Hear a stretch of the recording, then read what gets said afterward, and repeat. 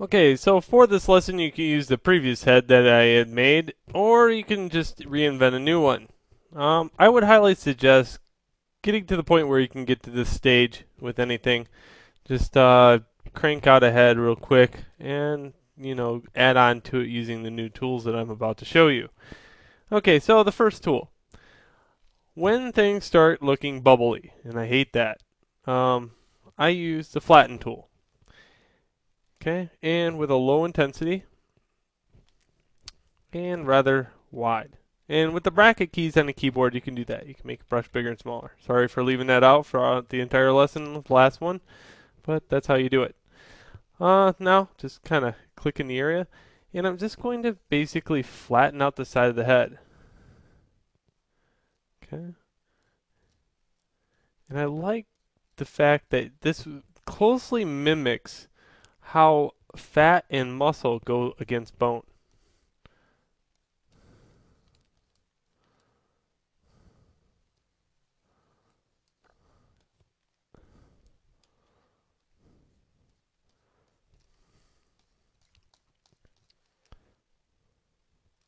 See, doesn't that look a lot better?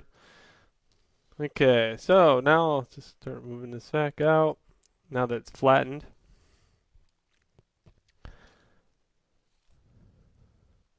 And let's start shaping up this nose a little bit.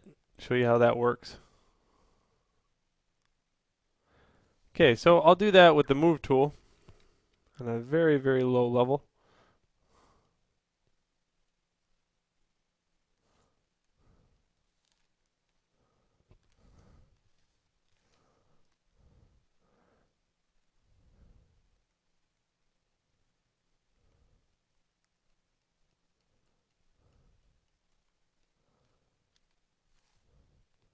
Okay, so just by moving a few polygons in that area, you can rough up a nose.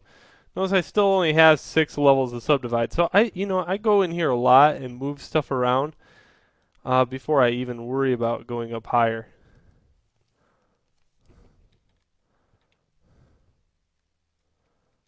Use my imagination a little bit. Make some different things in here.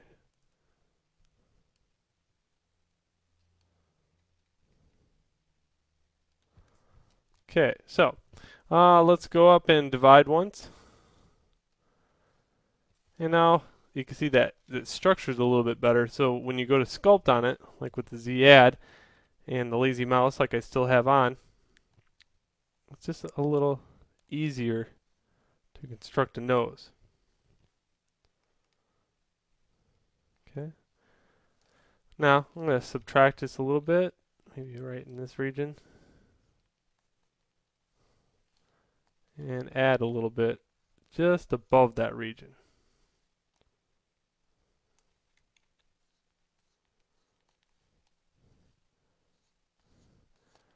Add a little bit more here.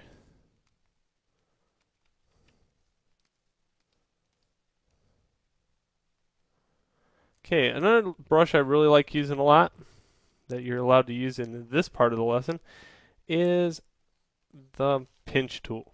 And I'll kind of show you what it does. Here's the pinch tool. Again, I like having the stroke, lazy mouse. And what I'll do is this basically packs in polygons. So you can kind of go in here, do this a few times in the area, and it will define that area quite a bit. See how there's a little line now in that area from the course or the corner of the nose down to right about there. So that is just a very quick and easy way to add. Now you can go in here and maybe define the top of the eyebrows. It works on just about everything. Defining areas. Now with the subtract feature, it leaves a nice groove. So you can go in here and say, well, underneath the eyes, maybe I want to start carving a groove now. I can do that.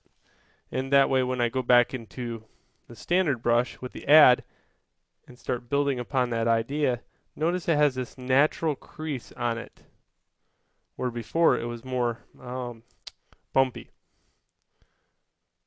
Okay. Okay, now I went a little bit nuts with that brush, so just smooth that out just a little bit, then re-add without so much of a angle there.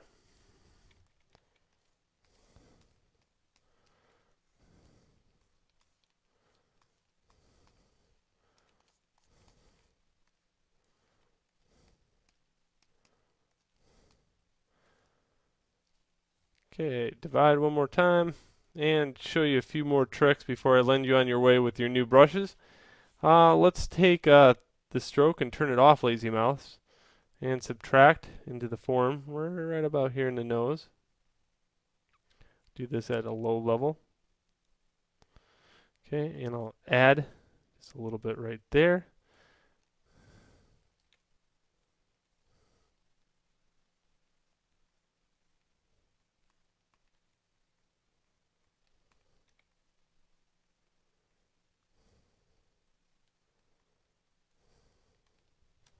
And take it and smooth it right about here.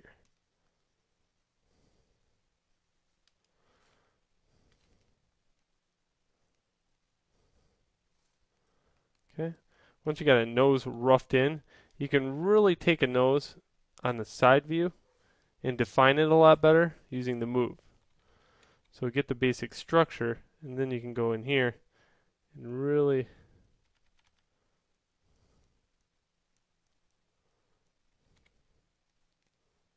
start placing that the correct way.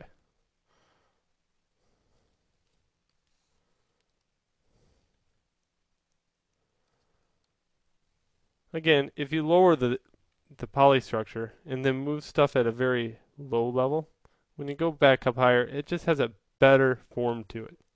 Say, for instance, this bridge. It's too narrow. Go down, straighten it in this region, maybe make it a little bit bigger in this region, and voila, a little bit better.